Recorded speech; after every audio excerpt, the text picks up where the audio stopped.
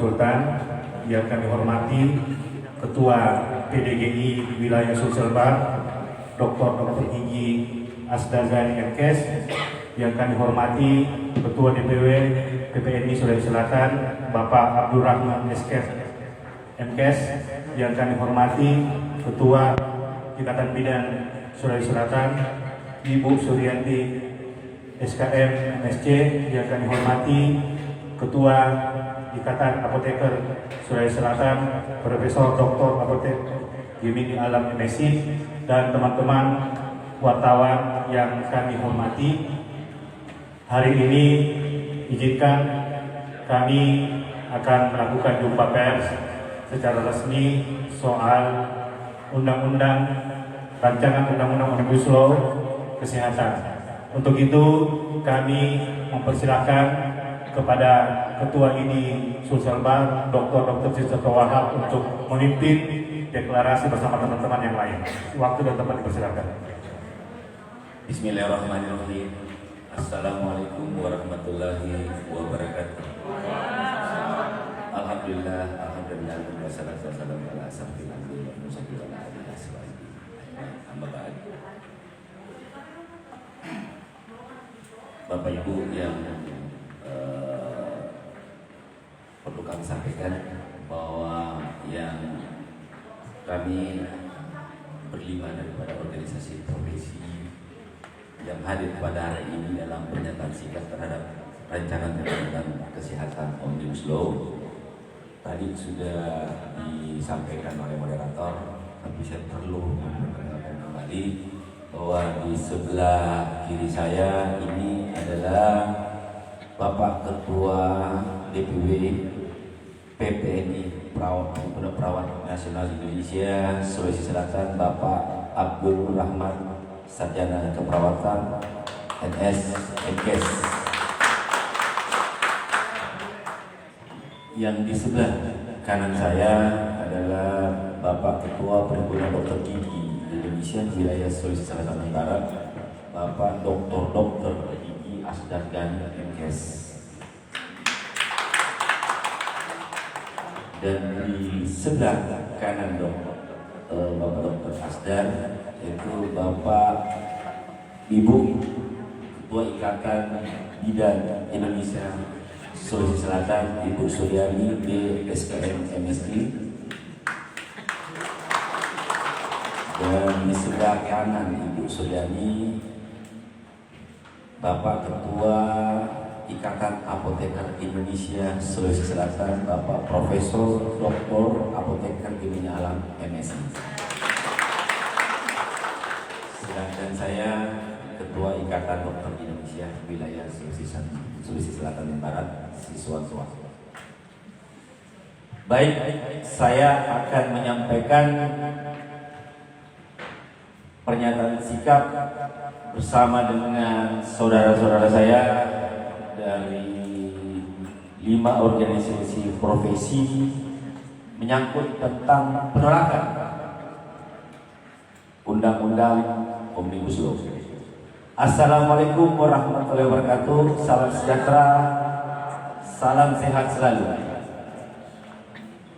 Kesehatan merupakan hak setiap warga negara, menjadi hak universal di dalam Universal Declaration of Human Rights yang dideklarasikan pada tahun 1948 dan hak yang dilindungi serta diamanahkan oleh Konstitusi Negara Undang-Undang Dasar Republik Indonesia tahun 1945 pasal 28 ayat 1 bahwa setiap orang berhak hidup sejahtera lahir dan batin, bertempat tinggal dan mendapatkan lingkungan hidup yang baik dan sehat serta berhak memperoleh pelayanan kesehatan.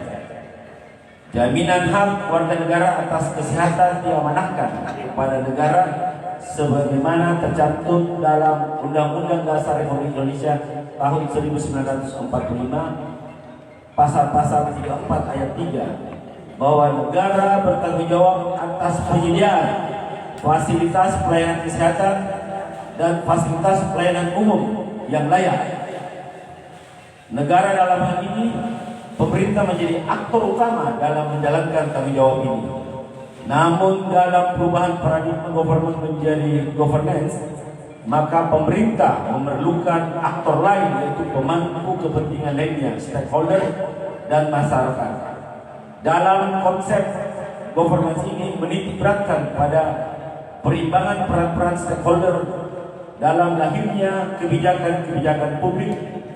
Situasi pandemi COVID-19 telah memberikan pelajaran dan peringatan kepada semua pihak bahwa permasalahan kesehatan tidak bisa diselesaikan sendiri oleh pemerintah. Diperlukan kolaborasi dan sinergitas. Semua pemangku kesehatan harus digedepankan untuk memperbaiki sistem kesehatan saat ini dan pada masa akan datang. Sehubungan dengan penetapan program legislasi nasional Prolegnas prioritas oleh DPR RI, di mana salah satu rancangan undang-undang yang menjadi agenda perubahan adalah rancangan undang-undang kesehatan Omnibus Law. Kami organisasi kesehatan telah diakui dan telah menjalankan fungsi serta peran berdasarkan amanah di beberapa undang-undang lex spesialis bidang kesehatan, antara lain Undang-Undang Nomor 29 Tahun 2004 tentang praktek kedokteran, Undang-Undang Nomor 36 Tahun 2014 tentang tenaga kesehatan, Undang-Undang Nomor 38 Tahun 2014 tentang keperawatan, Undang-Undang Nomor 4 Tahun 2019 tentang kebidanan, serta organisasi yang mewakili lembaga konsumen kesehatan menyatakan sikap sebagai berikut. 1. Kebijakan kesehatan harus mengedepankan jaminan hak kesehatan terhadap masyarakat dalam menjamin praktek dari tenaga medis dan tenaga kesehatan lainnya. Harus dipastikan kompetensinya dan kewenangannya agar keselamatan pasien dapat tetap dijaga keberadaannya. Keberadaan organisasi profesi beserta seluruh perangkat yang memiliki kewenangan dalam menetapkan kompetensi profesi kesehatan seharusnya tetap dilibatkan oleh pemerintah dalam merekomendasikan praktek keprofesian di suatu wilayah.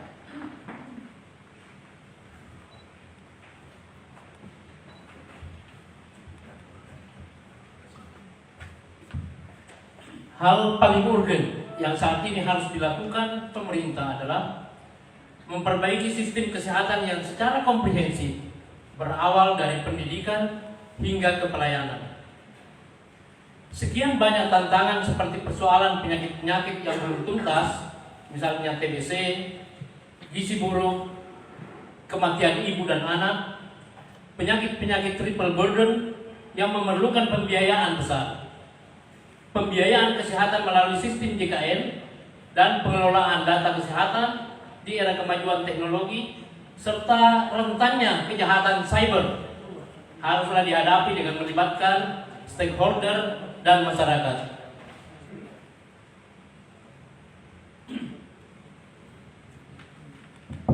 Pada tahun 2016, WHO telah menerbitkan dokumen Global Strategy on Human Resource for Health Workforce tahun 2030 sebagai acuan bagi pembuat kebijakan negara-negara anggota dalam merumuskan kebijakan tenaga kesehatan. Pemangku kepentingan yang dimaksud dalam dokumen ini bukan hanya pemerintah, tetapi juga pemberi kerja, asosiasi profesi, institusi pendidikan, hingga masyarakat sipil. Hal ini sejalan dengan prinsip government, di mana pemerintah melibatkan secara aktif pemangku kebijakan lain. Isu pemerintahan, isu pemerataan, dan kesejahteraan tenaga kesehatan haruslah menjadi prioritas saat ini.